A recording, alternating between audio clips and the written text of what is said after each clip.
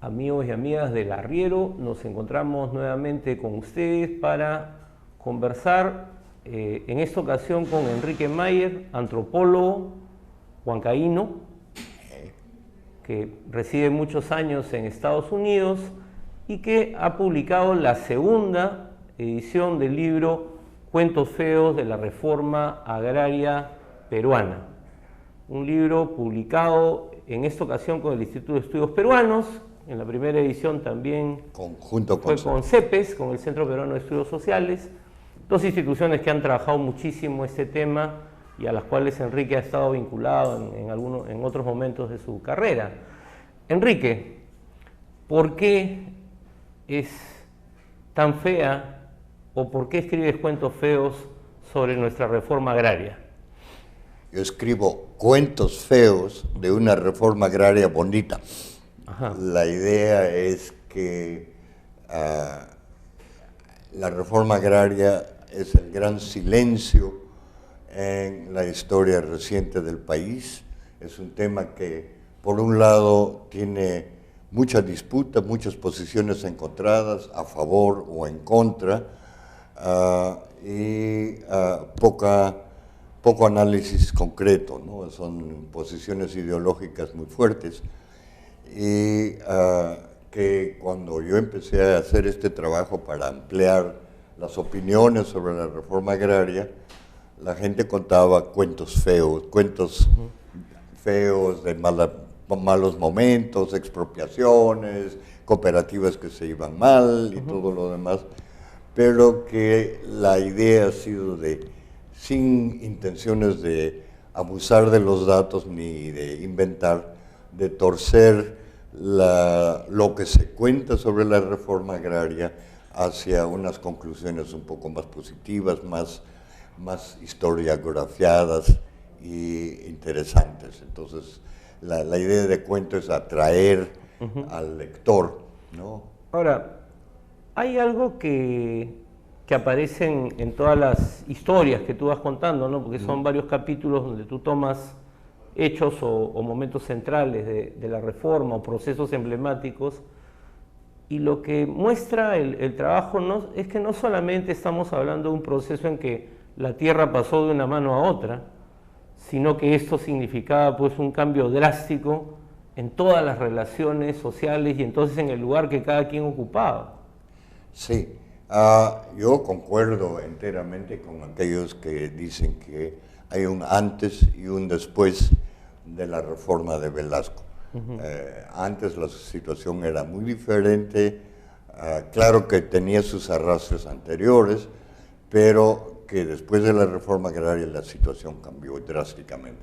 Y esto es particularmente importante para las zonas rurales, para la zona de las haciendas, para la agricultura, porque antes hubo A y B viene después. Entonces, que lo más interesante y lo más importante fueron los cambios sociales y políticos, no tanto los cambios de propiedad, porque incluso ya hoy en día estamos bastante conscientes de que la propiedad de la tierra ya no necesariamente es detentora del poder como lo era antes, ¿no? Ahora sí. Tú señalas que uno de los problemas de la reforma fue el diseño de la cooperativa, sí, ¿no? La cooperativa que creo que ahí sí concuerdan todos los entrevistados, todos los que han sido consultados por ti, en que fue un desastre, sí, ¿no? Y claro, la imagen que uno tiene es que había un grupo de técnicos que pensaban la reforma, pero que no necesariamente esa idea que tenían ellos era viable. ¿Por qué hubo este desencuentro entre los técnicos que imaginaron la reforma y lo que pasó? A mí me gusta citar la frase de un parcelero de Chiclayo que dice: no falló la reforma agraria, solo falló la cooperativa. También me gusta citar a José María Caballero, mi colega de la Universidad Católica, un activo estudioso de la reforma agraria, que culpa a los asesores civiles izquierdistas que les convencieron a los militares a implantar estos modelos. También me cito en el libro a Pancho Guerra, otro velasquista, sociólogo, miembro historiador, miembro del CINAMOS, a quien yo le increpé en una de mis entrevistas, ¿y por qué hicieron estos modelitos bonitos en la pizarra que no tenían ninguna base en la realidad? Y él dijo, bueno, ¿y qué otra cosa había en esa época? Los modelos cooperativos fueron la moda, fueron implantados en toda Sudamérica, venían incluso desde Estados Unidos y de otros socialistas como el modelo para crear economías más socialmente conscientes y todo lo más, y que no había otra cosa para hacer, o sea, no había ningún modelo en el aire. Ahora, las cooperativas mismas que se implementaron y que los funcionarios de la reforma agraria ilusionadísimos implementaron fueron verdaderamente elefantes blancos y bien complicadamente dimensionadas, ¿no? Velasco termina siendo el mayor expropiador de la tierra de todas las dos reformas de Belaúnde y de Velasco, y termina siendo el concentrador de tierras porque agarraban 5 haciendas y la hacían una sola cooperativa, y lo que antes eran haciendas rivales o complicadas y ni siquiera vecinas, ahora tenían que funcionar bajo una sola administración. En Anta eran 90, 90 haciendas que abarcaban toda una provincia. Entonces, ese gigantismo fue una de las enfermedades de las cooperativas que la reforma impulsionó. Ahora, esto entraba totalmente en contradicción con lo que el campesino quería, ¿no? El campesino quería la tierra, finalmente. Incluso lo que la propaganda decía, ¿no? Lo que hubo es, yo creo, ahí es interesante la idea de Samuel Huntington, es un conservador científico político que estudió gobiernos nazaristas, como fue lo de Velasco y otros más, que dicen que las revoluciones de estos nazaristas fueron revoluciones progresistas y que en nombre de los pobres de la tierra implementaron cosas que beneficiaron a las clases medias, que eran las más peligrosas. En el caso de las azucareras esto es clarísimo, las azucareras eran todos apristas, los obreros eran apristas, el APRA era una amenaza para Velasco en el norte del Perú, entonces dar las azucareras a los obreros apristas era una manera de hacer esto, ¿no? Claro, era un mecanismo de control mecanismo político, de control, ¿no? y de beneficiarlos, ¿no? Entonces hubo lo cual también es cierto para toda la era de Velasco, una clase media peruana muy nacionalista, se volvió la emperocracia estatal y no les caía mal o no les parecía mal crear burocracias estatales grandotas con muchas oficinas, en las cuales había un problema bien serio de ordenamiento del poder, porque como la reforma era socialista y todos los obreros tenían, entre comillas, el manejo de la empresa vía sus asambleas, que eran de los obreros o de los campesinos, y que estos tenían que contratar a un gerente para que maneje bien la empresa porque los obreros o los campesinos no tenían instrucción, y que entre los dos iban a llevarse bien, pero nunca se llevaban bien.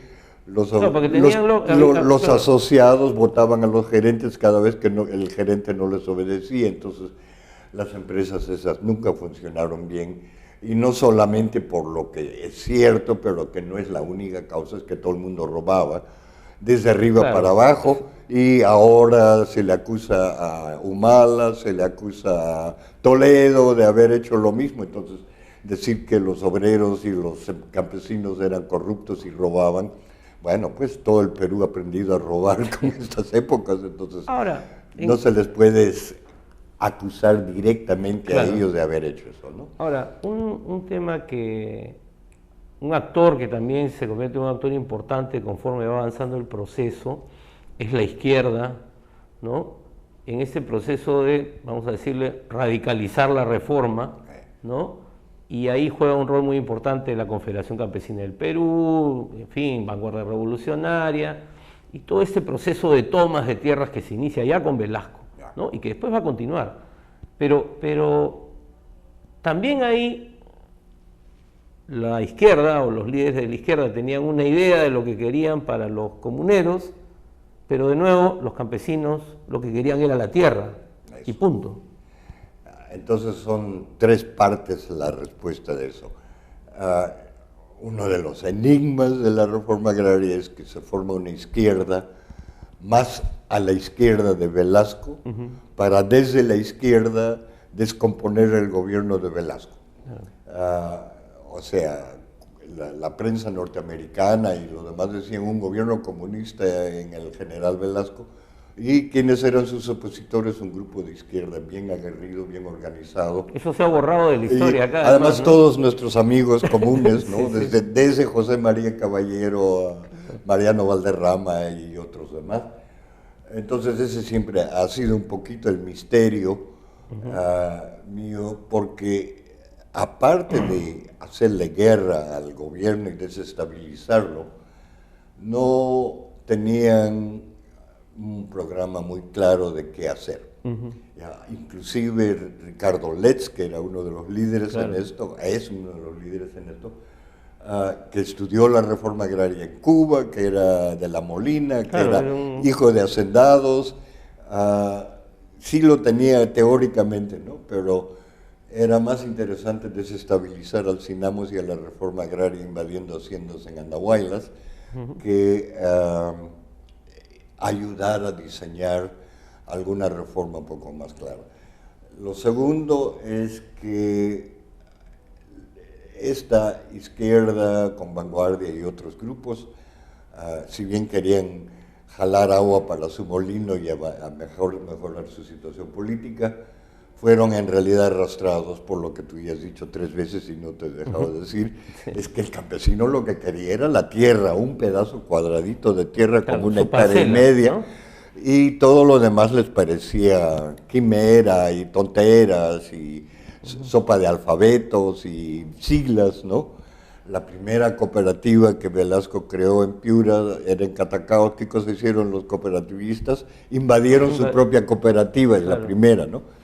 Entonces, la reforma agraria peruana no se entiende sin el verdadero empuje que viene desde abajo y desde la izquierda, vía las confederaciones, pero también vía los campesinos mismos, de toma de tierras. Las tomas de tierra existen antes de la reforma agraria, cuando se agitaba a favor de la reforma agraria con la era de Belaúnde. Las elecciones de Belaúnde fueron precedidas de unas masivas invasiones de tierra en todo el Perú, principalmente en Junín, con las haciendas Algolán y todo eso. Eso es antes de la reforma agraria. Durante Belaúnde también se hicieron invasiones para que las comunidades y los campesinos podían posicionarse frente a la reforma agraria que se venía y se discutía en el Parlamento. Porque había ofrecido una reforma agraria. Además que Belaúnde había ofrecido la tierra. Las invasiones de tierra vienen apenas Velasco declara la reforma agraria para que esta comunidad que quería esta tierra y esta comunidad que quería esta tierra invadirla primero para defenderse de las otras, comenzaron en Piura y hubo tomas de tierra, no solo los de Andahuaylas, hubo tomas de tierra en todo el Perú, comenzando en Piura y terminando en Puno con con Alan García hacia el final de la reforma. Entonces, lo que habría que resumir es si Velasco expropió, los campesinos la recuperaron con tomas de tierra. Entonces no hay reforma agraria sin poder hablar de tomas de tierra, porque como Velasco nunca distribuyó un solo palmo de tierra, para distribuirla era necesaria la invasión de tierras. En Puno hubo enormes invasiones de tierra, como tú sabes, en la era de Alan García, al desarmarse estas Claro, con la ganaderas. reestructuración, ¿no? Con la reestructuración, en la cual Alan García dijo, yo he repartido, y los campesinos decían, no, yo la he tomado. Claro, ya la habían tomado cuando Alan claro, se las entrega. entonces, ¿no? para una posición izquierdista radical y pensar desde el pueblo, las tomas de tierra, como dice el título de García Sayán, son la otra parte del proceso de reforma agraria y que nunca es mencionado, ¿no? Una cosa es nosotros, desde el punto de vista izquierda, nosotros impulsamos tomas de tierra, y al otro lado de Aldo Mariátegui es ese Velasco expropió, pero nadie nunca vio que las dos andaban de mano a mano. Es que quizás ahí en posiciones como la de Aldo Mariátegui y bueno, una serie de voceros de la derecha peruana, lo que importa es mostrar el proceso como un despojo. Claro. ¿No? Claro, y para ellos lo único, para ellos la reforma agraria termina con la expropiación de Velasco. Claro, y además también la idea que ellos tienen o que quieren transmitir de que los campesinos no tienen ninguna agencia, como se dice, ¿no? Que no son autónomos, que simplemente son ninguna arrastrados. Agencia, y cuando la tuvieron la malograron todo, ¿no? Claro. Entonces, ese es el discurso de la derecha, el discurso de los patrones expropiados, ¿no? Lo cual es cierto que cambió la producción hacia otros modelos, porque cuando los campesinos agarraron y se parcelan la tierra, tienen que cambiar de forma de producir, ¿no? Claro. Entonces, la producción es diferente, pero no necesariamente menos. Pero si tú lo que te interesa es toneladas de azúcar cosechada y la productividad de algodón, bueno, cayó pues, pero ¿qué cosas sustituyó? Camote, papas, productos de pan llevar. Entonces la reforma agraria también transforma el sistema productivo, que a los críticos de la reforma agraria no les interesa examinar, ¿no? Ahora, hay otro actor que emerge también años después, ¿no? Que es Sendero Luminoso. Eso. Y hay un enorme debate, ¿no? Sobre si la reforma impidió que Sendero, o sea, que el hecho de que se hubiera una reforma impidiera que Sendero tuviera mucho más, no impacto, no voy a decir impacto, porque impacto tuvo, pero mucho más acogida entre los campesinos. Y hay otros que dicen que no, que más bien fue Velasco con sus reformas lo que generó esta izquierdización del país y que terminó en Sendero Luminoso. ¿Cómo lees tú estas? Bueno, si te remontas a la historia, desde la Guerra Fría, ¿quién impulsa reformas agrarias?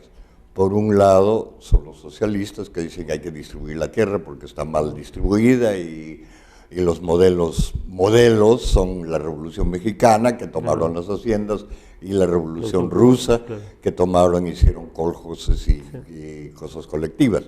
Pero eso es solo mirar un ladito, porque Estados Unidos es el segundo impulsor de la reforma agraria en plena Guerra Fría. Con la Alianza de Progreso, ¿no? Por ejemplo, en Japón, lo primero que hicieron es una reforma agraria para expropiar a los señores feudales que apoyaban al emperador y al militarismo. En Filipinas, en Puerto Rico, en todos los sitios donde entraba Estados Unidos, entra con la idea de reforma agraria como cuña anticomunista y como parte de la Guerra Fría. Claro.